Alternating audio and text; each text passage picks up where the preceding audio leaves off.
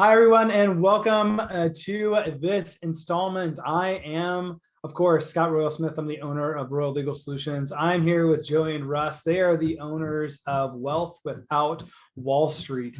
I've been having a great conversation with Joey and Russ so far. What they have put together here, guys, is something that I think you're going to find absolutely incredible as a real estate investor, as an entrepreneur. They spent the last 2.5 years actually developing their own community with organized resources around and create training courses, etc.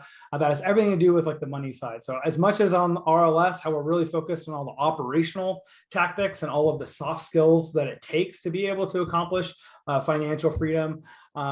Joey and Russ have done a great job of diving into a lot of the nitty gritty, as well as being able to have a fantastic journey to walk everybody through in a step-by-step basis of what are the things you need to focus on first, second, third, fourth, what are the networks of people that you're going to need along the way, and done a fantastic job walking through that. And they have a fantastic app that's about that we'll be talking about on today's show.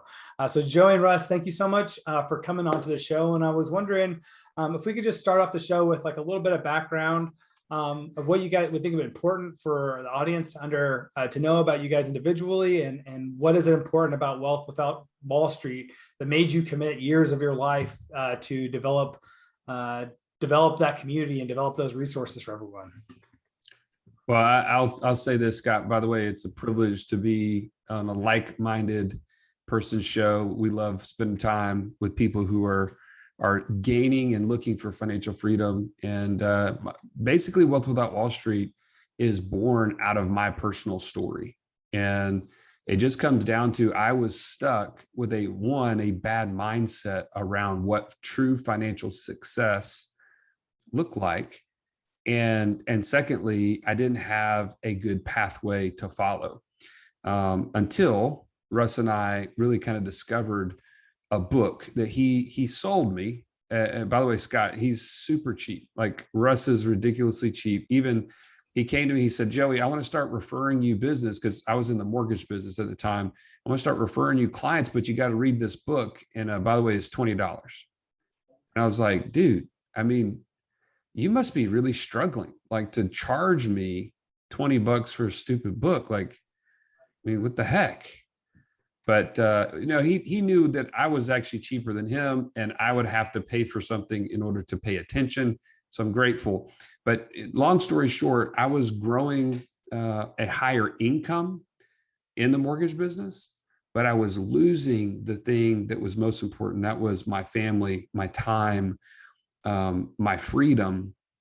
It was constantly getting taken away the higher that income went. And subsequently learned these things working with Russ after reading the $20 book, and turned my light bulb on that, man, passive income is truly the means to the end of financial freedom. And so after 4 years of being involved, working with him as a client, I walked away from my career making over $300,000 a year, and decided, man, we need to get this word out. And that's how Wealth Without Wall Street was born, is he and I joined forces and started just basically telling the story. That's a pretty fantastic little kismet over there to join in, no doubt. And Russ. Like Russ, Yeah. Can you share with us a little bit about like what was important to you like when you were thinking about that, of like, hey, why to sell this book? Why to take this kind of approach with helping people in that particular way? What made you want to do it that way?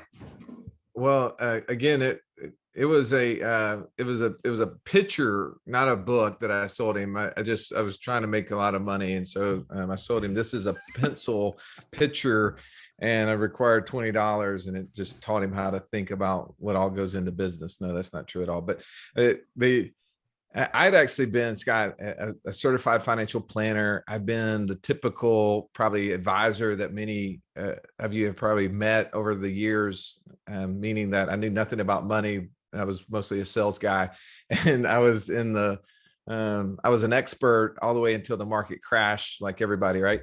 And Joey and I were having this conversation that he was speaking of in late 2009, early 2010. It was only after I'd gone through the market crash, had no idea what it caused it. None of the people that I, looked up to in the investment advisory world knew why it happened or what was going to keep it from happening again.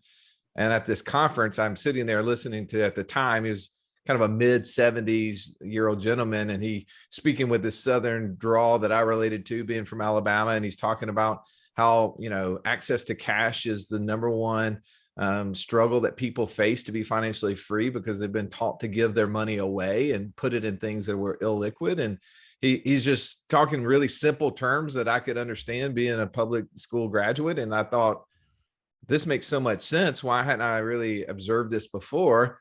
And so I buy a copy of his book. I read it on the flight back from Orlando, Florida. I finished the book. The book, by the way, is called Becoming Your Own Banker. And it's this really easy, simple idea, but just the complexity to it is that it's talking about using a financial tool that I, as a certified financial planner, had always been told was a bad idea, which was dividend paying life insurance. But when I'm reading through this book, I'm thinking this makes so much sense. And I was in the process of the company I was at. I also had a mortgage company which shut down with all the regulations and stuff like that was going through that time. And so that's when I go to my friend Joey over here, and I was like, hey, I need to start referring mortgage people to you, because one of the things I always was taught to do, and I still think it's a good idea, is to better understand the tool, which is our home mortgage, and how to minimize our cash flow in it, because building equity in a house is not a great place for money to be stored. And I just didn't want to send people over to him and then him start telling them about this great 15-year mortgage that he has, and doubling their payment. Yeah. And so when I said, like, okay, well, this is a book I need him to read so he'll understand the context. And if I give it to him for free, he probably won't read it. So I charged him. Thankfully, he was a great student. He read it. He challenged me on a lot of other ideas. But what came out of that, Scott, is that I realized that my job was not to be the easy button for people. Like I had up to that point been the place where people would just go and give their money in hopes that I would then help them build, this large 7-figure nest egg inside of their retirement account. And they would ride off into the sunset at age 72 and a half or whatever that looked like. And I realized that wasn't a good idea, that really I needed to be equipping people how to be better investors. And in order to do that, I had to figure out how to be a good investor myself, because like most financial advisors, I wasn't buying the things I was selling, right? I wasn't putting my money into those same accounts. One, I didn't have tons of it. I was spending a bunch of it at the time, and I didn't believe in it, right? And so I had to become a good investor myself, and it required me to, one, put my money in a place that I could access it, and ultimately through the process of doing that and seeing this kind of play out in my family's life, and watching Joey get fired up about it and leaving a job that he was making over $300,000 a year in to come help me. I don't know if that was a good testimony or, really more pointed toward how bad I was at getting the word out, that he thought that he could do a better job. But that was kind of the genesis to our story that allowed us, since, 2014, 2015, we started working together for the last 6-7 years, where, our goal has been able to to break people out of financial prison, to get them in a place where financial freedom doesn't equal, some big nest egg in a retirement account. It's passive income greater than your monthly expenses. It's just that simple. And it's just amazing every time we have somebody in our community that tells us that, they now have the ability to walk away from their job. Some of them do, some of them don't, right? And the beauty is that they have the ability to, if they want to. I was wondering about that, like, and shifting that from you about, actually helping people place investments to like looking at how can they think differently, right? Yeah. Through how do they approach financial freedom?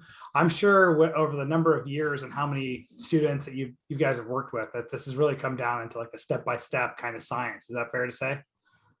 Yeah, we probably wouldn't have said that initially, because we didn't know. We were kind of still figuring it out. And I say that I was kind of like the guinea pig. Like, my story is really ultimately what turned into our 3-step process. And that was coming up with a goal, like having a very clear vision of what financial freedom looked like for me, having a plan then to get specific about what sort of investor I am, and then getting the support to get me on that last mile to get to financial freedom. So those are really the 3 steps we walk people through now.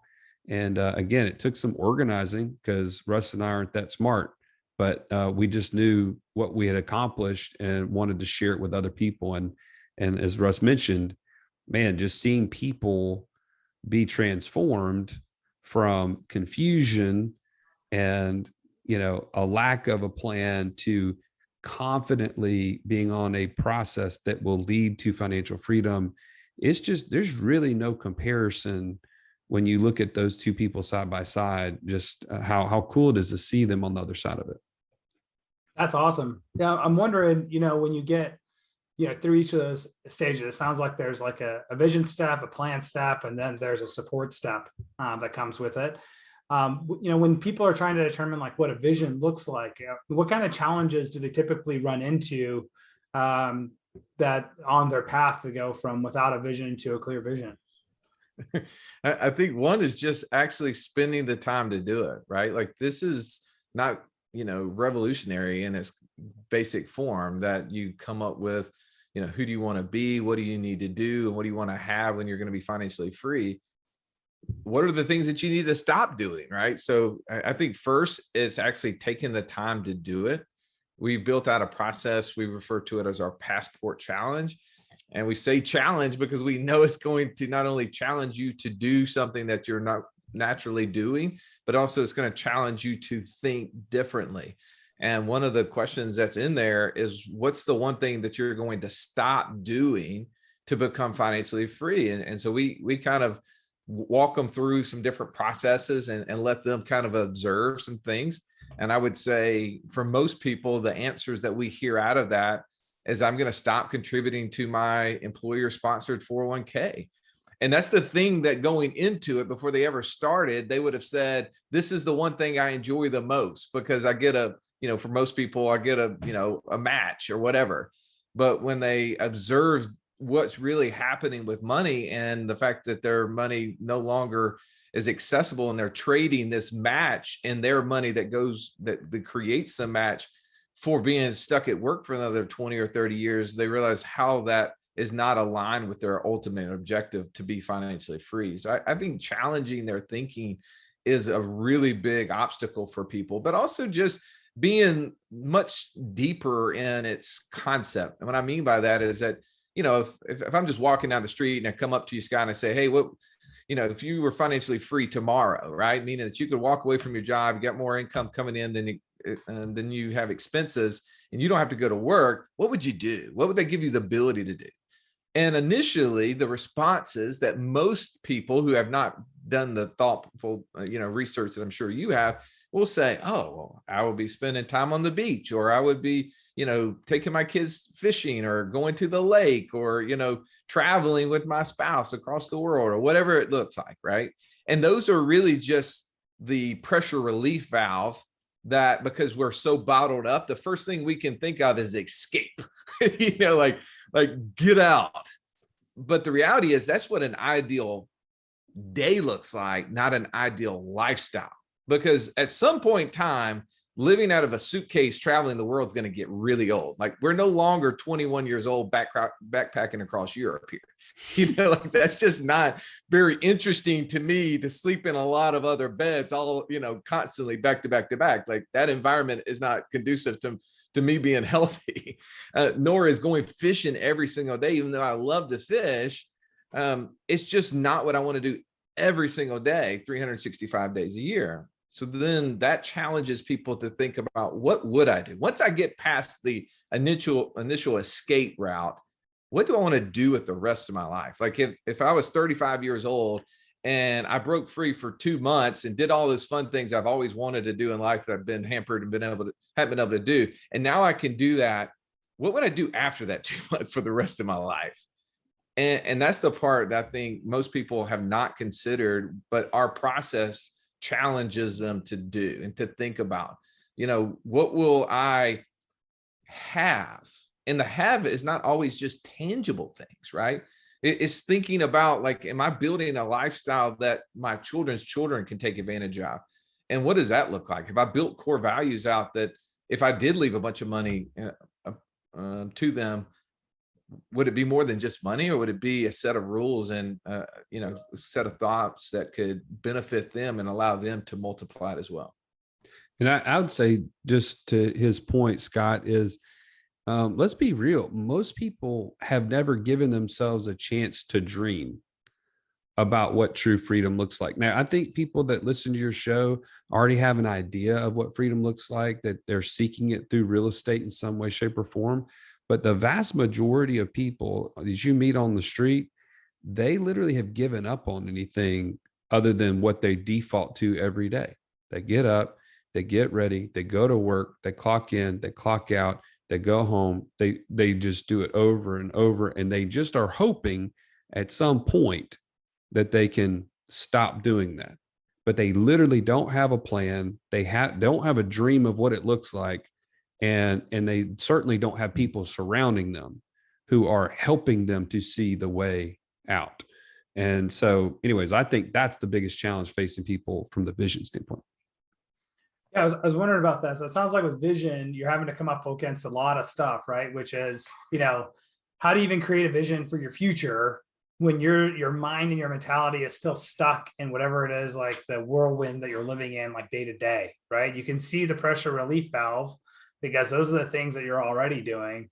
But if you actually removed all of the pressure, then what is life like, right? Exactly. What do I have? Who am I being? What are the skills that I'm doing? Where am I at? Who am I associating with? Like all of those kinds of questions that maybe we don't spend enough time looking at. So when you guys are looking at vision, sounds like you're also looking at like dreamlining, right? Like, what's my dream lifestyle? What's my dream relationship with my family? What's my dream personal enrichment of how am I growing as an individual? Like all that type of thinking. Is that fair to say? Yeah. And I was just going to say the other part that is really interesting, we get into in the plan step more of this, but the other thing that we really feel specifically called to do is to help people to discover who it is that they were meant to be. And ultimately, like, if you're just surviving right now, you're just going through that motion that I mentioned, you're just kind of trying to figure out, day to day how to survive. You definitely are not operating in who God made you to become. And there's a bigger issue here than just your own personal happiness, like on the day-to-day basis. It's, man, you were given specific traits, specific strengths, and even weaknesses for a reason that you can then reflect God's glory to the world. And if you're constantly in financial jail, which is what we say most people are stuck in, either knowingly or unknowingly, then you really cannot become the person that you're meant to be. And so anyways, that's a big calling for us as to why we would spend so much time helping other people get here, is that, man, we want to see people operating in that unique genius that God's created you to become. And that does take some time to figure out, who am I really? And you have to dream towards that. So I just wanted to mention that. Russ, you were going to say something else probably, but I've already forgotten it. This is what he does to me. He just starts talking and I forget. Yeah, I kind of tune him out. I'll tell you, there's a piece in here too that I just wanted to emphasize that I was picking up on, which is, there's like a zone of genius, right? There's like that few things that we do that are truly exceptional, right? And then there's a bunch of stuff that everybody asks of us to do, right? And maybe none of those things are actually in our true genius. But like the freedom gives you that ability to explore the genius. And I'm wondering too, is if like that actually goes into one of the topics we were talking about, Russ, with talking about like your investor DNA, like in part of your vision and creating like this next step we're talking about here with the plan is saying like, great, well, we actually really need to understand like, what is your makeup? So I say like, what type of investments are you going to feel more comfortable with? Or, in the same vein of like, okay, how you're made up actually determines what your vision is for, like you're more expansive than just your finances. But when it comes into finances, that's actually like your investor DNA looking at you. Are you more of an in and out kind of person? Are you more of like a set it and forget it and I don't want to think about it? That kind of piece too. Is that fair to say that those are the kinds of things that all have to be considered when creating the plan? Yeah, so we say that kind of third step, or that second step, is trying to figure out, what is that plan, or what's that path that I'm going to take in order to become financially free. And part of that is building infrastructure. Part of that is figuring out the passive income sources. The part that we all want to jump to or tend to want to jump to is the shiny object. Like we feel like we're going to solve a problem with a tool, a product. And oftentimes it's a process is what we need first. And I feel like, the financial world had taught me to sell products. And many of us have experienced that when we go and we talk to somebody and we share our problem, like, here's where I'm stuck. And they go, oh, here's your solution, buy this, right? And we're like, wait a second. And many of us try it and it doesn't work. And then we get frustrated and we say, well, that doesn't work. Well, it's not the tool's fault, right? We just didn't know how to use it. A hammer can do two things. It can create or it can destroy. We got to understand how to use things properly. So for us, we wanted to make sure we didn't start talking about the investments, but more importantly, how to equip an investor. And we didn't know exactly how to do that, Scott. So when we first started this process, we said, look, there's things that you and I have tried over the years, and some of them have been successful, some of them haven't. What is the reason why some were successful and some weren't? Not just the tool, right? It wasn't the tool's problem, unless I was referring to Joey as the tool. It is more importantly about the actual process. And so we went through, and Joey and I love taking different personality tests. A lot of times it tells us we have multiple, but for, the whole concept of there is understanding the way that we see the world and we interact with it. So Joey and I took one of the personality assessment tools that is out there and combined that with a financial bent. So not only, am I extroverted, but how then does that extrovertedness tend to play out in wanting to invest in things? So we went through and we took 6 of the many different things that we've been putting money in over the years. So this is not comprehensive in any scope, right? There's hundreds of thousands of investments, but we wanted to say, okay, how does my specific personality style, both my primary trait and my secondary trait, look at this specific thing? So does it look at it like, oh, this one potentially is more hospitality focused, it builds teams, it interacts with people, that jives with my extrovertedness, right? But then also, will this thing be scalable, right? Will this thing require more time? Will this require more money? What will be the needed things that maybe I can give or I can't give?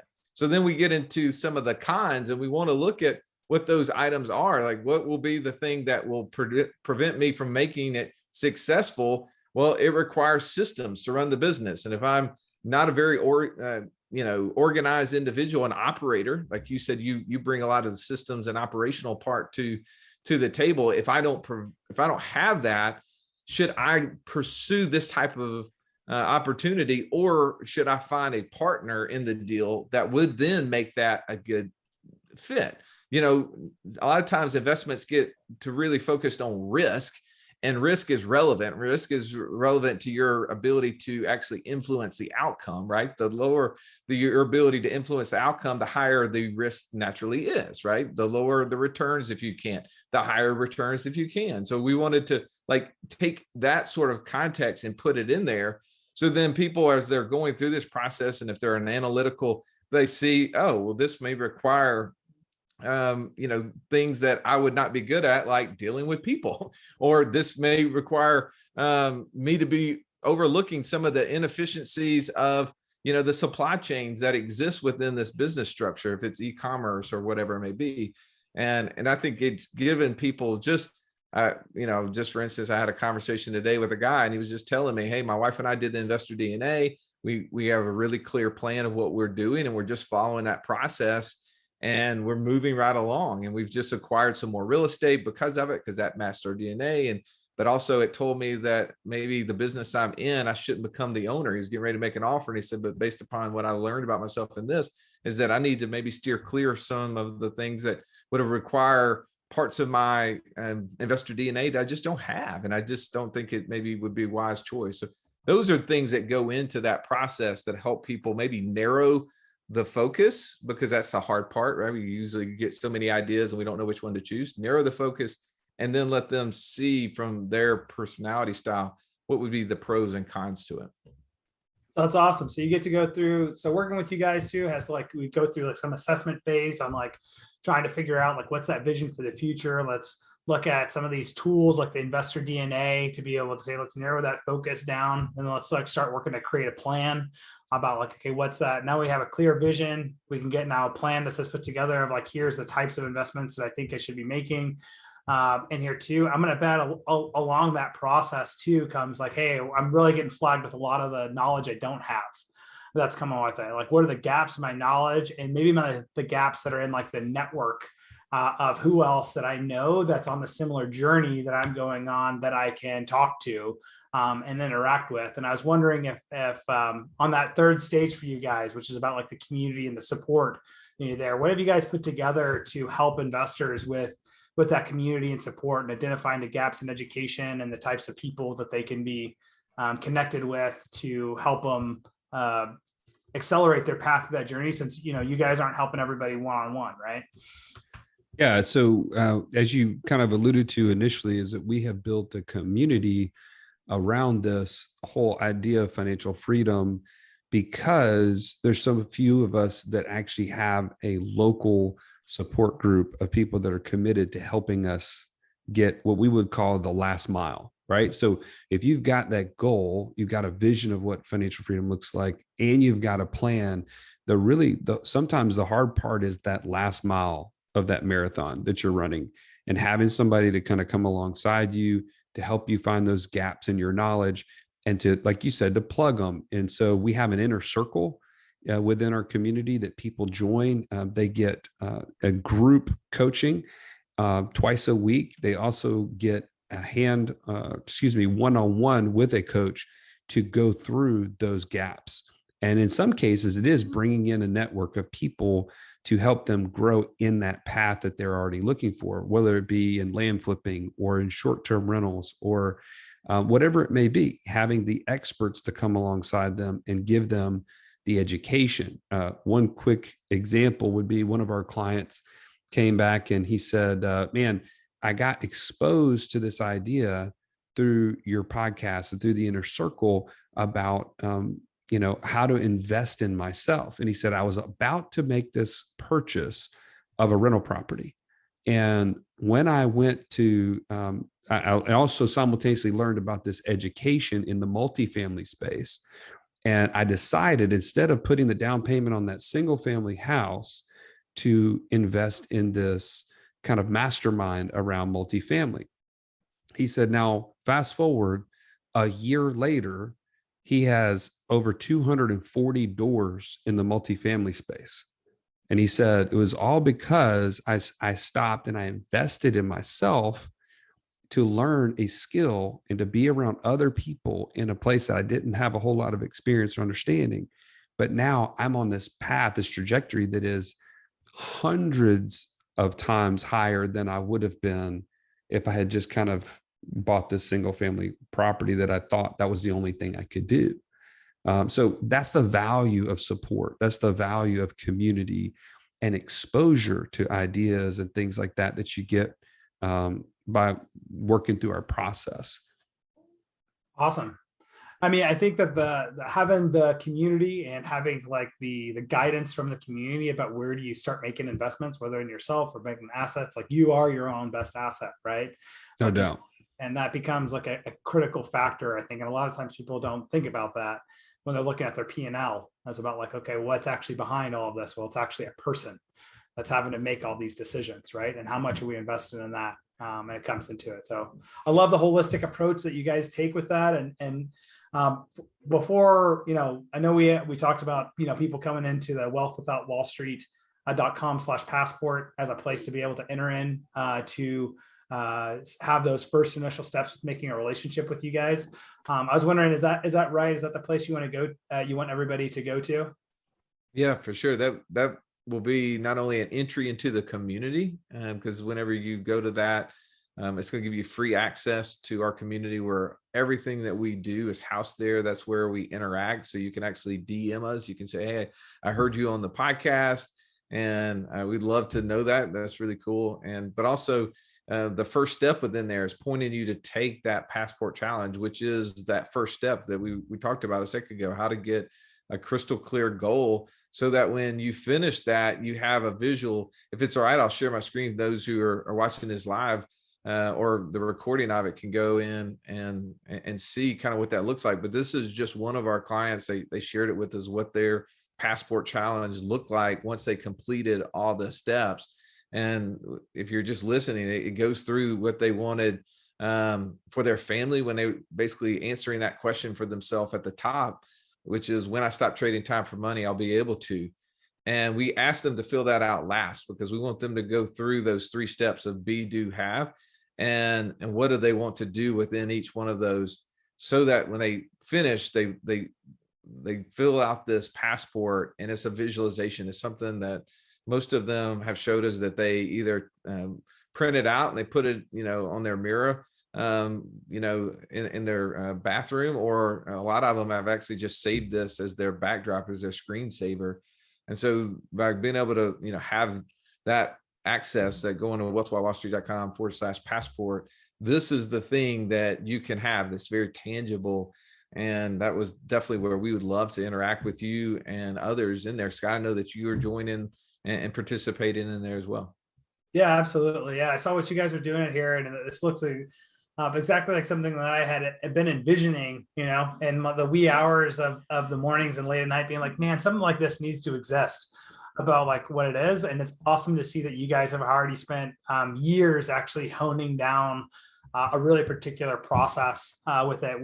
I think it's like over 5,000 members that you have inside of that community right now, right?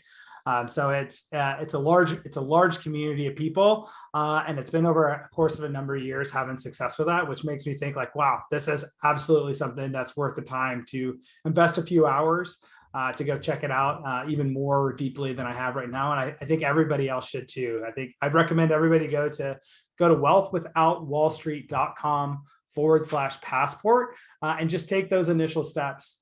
Because those initial steps of getting really clear around the be, do, have are exceptionally important. It starts to guide your unconscious thinking into how your decision making is aligning up with the most essential things to you. And I think you guys heard Russ here mention, like, well, some people even put it on their mirror. And you might be like, that's some weird stuff to do. But honestly, it's the only way that you can start to program your subconscious mind to remember to think about something. And you'll start to find yourself, if you do this, you'll start to find yourself having considerations of what choices you're going to make. And then you'll start referencing back to the picture and your own mind, be like, oh, that actually doesn't line up with what I'm really after. So you don't get caught like Russ might be with a shiny object, right? And whatever the case might be. Helps you keep focused, but it helps you keep focused at a fundamental level that doesn't cost you any extra work, because you just have it up. And that's an awesome tool that you guys are going to get for free just by going to wealthwithoutwallstreet.com/passport and going to check that out into there. So I would recommend everybody go there right now. And then Joey, Russ, any final words before we wrap up? I'll end based on kind of what we started talking about. And that is, have the confidence and to dream. Like this is not a 30-year time frame that you are shackled to, of becoming retired, right? Retirement, it means to be taken out of service. And to be honest, if you're listening to this show at this point, you are meant for much bigger things than to be taken out of service. So what can you do today to change the trajectory in the next 2 to 3 years? I mean, we have multiple people that in 18 to 24 months have gained their freedom back and have made decisions not to go back to become a school teacher or to continue as a school teacher, or to allow their wife not to go back to work as a nurse, and so they can focus on building their family, whatever it may be for you. Like, give yourself the license right now to dream about the fact that this is possible and what it might look like for you. And we want to support you any way we can, because as Russ and I talk about, man, we are really kind of just two beggars trying to teach other beggars where to find the bread. That's really all this is about. So Thank you for the opportunity to share our story. And I would say, I'm sitting here, Scott, I'm looking at my vision board, the thing that I created, my passport at the beginning of the year, and it's ever more present. There's images on there that are choking me up because in this year I lost my father. One of my things was to be a better son, to be a better brother, and to think about another one on there is around my family, spending more time with them. And this week I took my oldest daughter to go visit a college campus. And I'm just like, time is so precious. It's so precious. And there's nothing more urgent in my mind to focus on and more important to focus on than finding ways that we can create financial freedom so that we can do what Joey said. And also that we don't lose the time, because when we're financially free 25 years from now, our family will look a lot different than it looks today. And that's what motivates me. And it's a constant reminder to stay focused, to not also push past the limit that, so oftentimes we as entrepreneurs, sometimes we do, and we forget what's most important is not one more dollar, it's one more minute. So thank you so much for having us on the show. Yeah, great to have you guys here. It's not always just one more dollar, right? It's one more minute. What's that focus of creating what's going to be truly move the dial for us in terms of like what's our fulfillment here in life. Great step forward, guys, for you is just go to wealthwithoutwallstreet.com/passport. Go there right now. Go ahead and sign up for it, and then take those next steps. Find out your investor DNA. Build your vision for there, so that way you can start looking at what does your plan need to look like. Thank you, Joey, Russ, for coming on to the show today. Our pleasure.